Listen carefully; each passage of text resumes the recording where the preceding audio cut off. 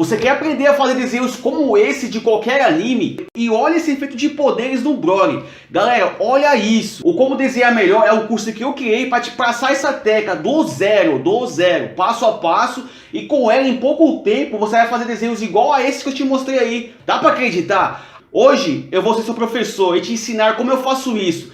Comece hoje mesmo, acesse o link na descrição do vídeo aí que eu deixei pra você, tá? Faça igual meus alunos aí, não perca tempo.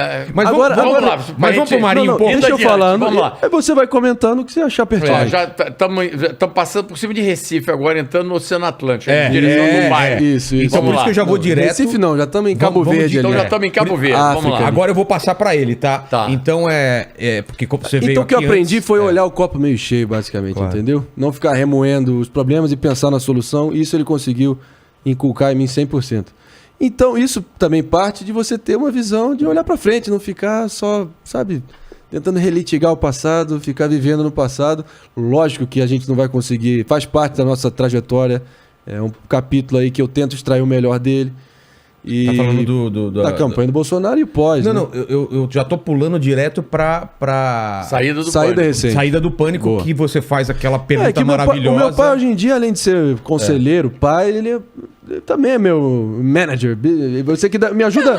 Me ajuda a pensar. Eu dou palpite, enfim, ele me pede opinião, eu dou e tal. Esse episódio do Pânico. Não, a gente tem um. Vocês conversaram a gente antes. conversou antes e tal. Eu acho o seguinte, eu acho que o André foi. Ele teve uma mega oportunidade pela passagem do Pânico. Aquilo ali é uma escola. Você fazer um programa de rádio de 2 horas todo dia ao vivo. Nossa. Isso não é para qualquer um. E tem relevância, né? Uma coisa com relevância. Isso te dá uma experiência imensa e ainda mais para ele que não tinha até então essa experiência experiência semelhante. Então. E outra coisa que ele conseguiu transmitir para mim, eu tento a partir do exemplo eloquente dele o exemplo que arrasta, né? É nunca temer os poderosos. E abraçar o rótulo de ser a voz dissonante. Abracei esse rótulo. André, nunca brigue para baixo. Isso. Brigue sempre para cima. Entendi. Entendeu? Não briga para baixo. Para baixo não vale a pena. Briga para cima, entendeu? Então é o seguinte, se você tiver que brigar, briga para cima. O ideal é que você não brigue, mas se tiver que brigar, briga para cima e não briga para baixo, porque, entendeu? É assim que você tem que fazer. Mas eu acho o seguinte, o episódio do Pânico foi uma experiência maravilhosa. Quanto tempo? 2 anos e 2 meses. 2 anos e 2 meses. O Emílio deu uma oportunidade única pro André. O André aprendeu demais lá. Porra. As pessoas tinham carinho por ele, tinham, enfim, uma relação maravilhosa. E eu disse pro André o seguinte, André, você precisa ter uma coisa na sua vida que eu sempre tive na minha. E que é uma coisa que me ajudou sempre na vida. Que é o sentimento de gratidão. Ser grato às pessoas que te ajudam durante a sua trajetória de vida. Então... só que eu acho o seguinte, André, chegou no teto ali para você. Eu acho que você não vai ter mais emoções como você vinha tendo. Acho que você ficou num corner ali ruim para você, de bad boy, uma coisa de um antagonista do programa. Ah, entendi. Isso te coloca numa posição... Virou um personagem. Isso te coloca numa posição de litigância todo dia. Isso não é você. E não é o que você quer ser. Mas foi acontecendo, claro, né? isso é um processo. Isso foi um processo. Então, o que eu disse para o André, quando ele me perguntou o que eu achava que ele devia fazer? Eu disse, André, já deu. Agradece aquelas pessoas que foram maravilhosas com assim você. Eu fiz. E, vai buscar um outro caminho, porque... Tenho certeza que a hora que você botar o pé fora da rádio, já de saída, surgirão outras oportunidades para você nesse mundo do entretenimento que você aprendeu a fazer, que está aprendendo e que você tem um futuro brilhante se você se empenhar nisso. Então eu acho que o André tem como tem acontecido, talento, ainda bem. Estamos construindo isso. Ele tem talento, ele tem conteúdo. Ele tem... Agora ele falando de você, vai cortar. Quando você estava elogiando ele, você não queria. Agora deixa ele falar de você, então é o seguinte, eu acho que ele tem. Mas eu não vou elogiar muito não, porque eu prefiro ser mais crítico do que mãe de a pessoa... eu não quero ser mãe de missa, mas eu disse o seguinte... Mãe de missa é muito bom, né? Eu não sou mãe de missa. Então, assim, o André tem conteúdo, tem talento, ele tem estampa, ele é um cara que, enfim, tem essa beleza física, ele herdou da mãe.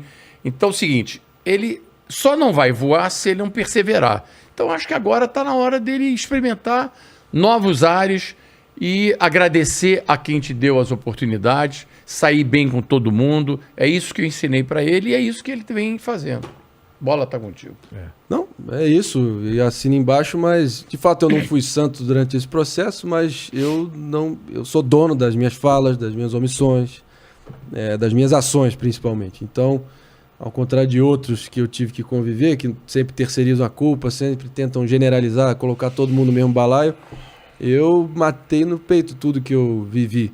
E, querendo ou não, o meu dissenso no programa virou quase que a força gravitacional do programa no último ano. Porque o programa ganhou um contorno politizado. E esse é o fato, querendo ou não.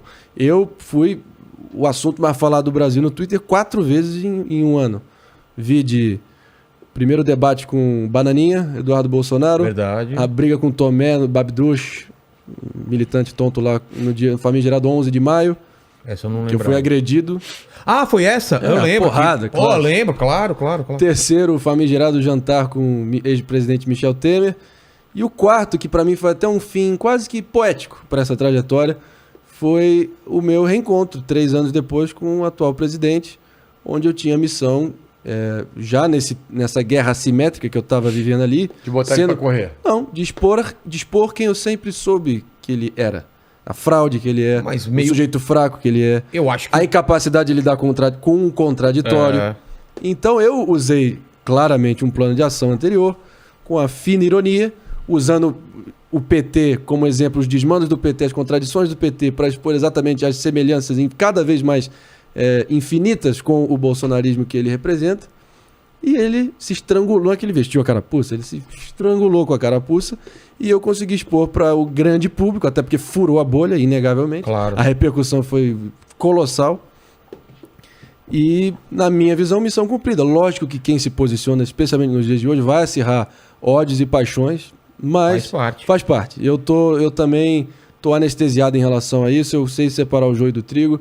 As pessoas têm uma predisposição, têm a ferocidade alucinada por sangue fresco na internet. E eu, em grande parte, providenciei esse sangue pro bem ou pro mal. Mas eu travei o bom combate. Eu fui, como o Teddy Roosevelt dizia, o 26º presidente americano, um desbravador. A história dele é maravilhosa, talvez dos presidentes pioneiros americanos. Ele é foda, tanto que tá no Mount Rushmore, né?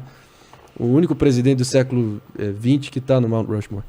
E ele dizia, né, o que importa não é o crítico na plateia, e sim o homem na arena com poeira no rosto, sangue na face, botando a cara e travando o bom combate. Isso, podem odiar meu focinho, podem renegar tudo que eu digo, faz parte, mas dizer que eu não coloquei a cara e defendi o que eu penso, contra tudo e contra todos, num ambiente de guerra simétrica, inóspito, que eu estava cada vez mais ali sendo uma voz dissonante, o contraponto, e a sensação que eu cresci 10 anos em 2, irmão. Então, não poderia ter tido uma experiência mais proveitosa que essa para mim. Eu só deixei amigos lá, pelo menos na minha conta. Essa foi também a impressão clara, nítida, incontroversa que eu tive de todos os caras lá desde o momento que eu saí. Ouvi que eu tenho portas abertas do próprio Emílio, que foi muito gentil comigo, tinha baita convivência com ele. Ainda permaneço com uma amizade virtual com ele. E foi um grande professor para mim, só a gratidão. Mas certos também, a gratidão permanece, é o que norteia aqui minha situação. Mas também eu não tenho sangue de barata. Tem certos limites ali de convivência, também da dinâmica do programa que foram transpostos ali pós a entrevista com o Bolsonaro, que também, na minha opinião, encardiu o ambiente. Eu olhei em volta, fiz um exame de consciência, ouvi quem mais amo no mundo, amigos, conselheiros, pais, que são pais que, graças a Deus, não é... A gente tem relação, obviamente, a deferência, a hierarquia, o respeito, mas a gente fala de igual para igual, cumplicidade total. E se o lema da vez é só briga com quem está em cima e não se deixe atingir pelo que vem de baixo, eu olhei em volta ali e falei, dos últimos 36 convidados desde setembro de cunho político, 33 foram bolsonaristas. Eu ouvi de vários deles que iam lá com o intuito expresso de tentar lacrar e lucrar as minhas custas. Eu ouvi de vários deles no intervalo que eles iam lá com só essa intenção. Para a bolha deles. Para tentar fazer o recorte canalha, distorcido, replicar nas redes deles e tentar me antagonizar e ficar por isso. Se eu fosse candidato ano que vem, coisa que eu poderia muito bem ser, e diria que eu tenho pelo grau de apoio espontâneo que eu vejo em qualquer lugar que eu vou aqui em São Paulo, mas como não é o caso, não é o que está consoante com as minhas ambições no momento, que é exatamente botar a minha veia artística que ficou em segundo plano nesses últimos meses, voltar da primazia para isso, priorizar isso. Foi abafando. Exato. Realmente. Foi ficando em segundo plano. Eu estava rendendo mais no lado beligerante, da política, do embate, do combate. E assim, como diria o nosso Sinatra, regrets, I've had a few, but then again, too few to mention. Arrependimentos eu posso ter algum outro, mas são muito irrisórios e minúsculos aí para eu ficar mencionando e remoendo. Mas é a sensação, cara, como eu disse... De missão cumprida, Missão cumprida, eu olhei em volta e eu falei, cara, olhando para o ano que vem, esses caras que já estão aqui, viraram sócios do programa e da emissora, vão vir com cada vez maior frequência e eles vão estar lutando pela sobrevivência política deles ano que vem. Então, assim, o que vai estar em jogo o sarrafo vai estar mais em cima, as expectativas vão estar mais em cima, o que está em jogo vai ser cada vez mais decisivo e definitivo, né? Então, eu não quero ficar de galo de rinha aqui, porque se eu fosse candidato, eu triplicava a aposta e ficava nessa briga porque até a véspera. Você ganharia com isso. E aí, esse foi um tema também, que na dinâmica do programa, faz parte. Você é candidato, vai sair candidato. Exato, estavam me rotulando ali com coisas, e aí eu brincava, até o planeta Surita, um asteroide à deriva. Aí os movimentos políticos dele, por consequência, eu que tinha que justificá-los. Ele tem minha lealdade incondicional, até debaixo d'água, mato e morro por ele. Mas isso até é um tema assim, que foi uma constante na nossa relação no último ano, de separar a tal da associação hereditária, né? Qualquer movimento dele eu tenho que justificar. E você prova, né, pai, que eu assim, como eu disse, eu enquanto observador político nasci mais na internet, dentro dessa a nova direita, liberal conservadora, esses vários movimentos díspares aí que surgiram.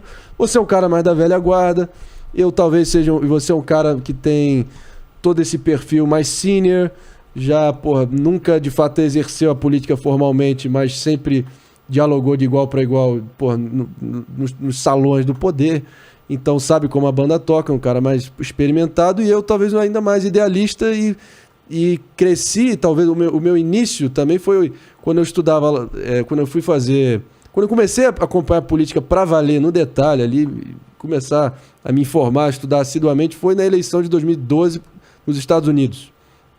E eu lembro de ter ido com um tio americano meu, ele foi dirigindo o carro dele rumo a um soccer camp, né? uma gincana não, meio que como se fosse uma colônia de futebol que você passa um mês treinando durante as férias, em Sarasota, na Flórida. E aí a gente fez o trajeto Miami-Sarasota, 3 horas e meia, e foi a primeira vez que eu ouvi o talk radio americano, que é majoritariamente conservador, o grande Rush Limbaugh, aquela voz de ouro, e ele morreu recentemente. Ele era um bastião do conservadorismo moderno americano, um conservadorismo popular, raiz, né? E aqui eu comecei a me identificar com aquele ideário, né?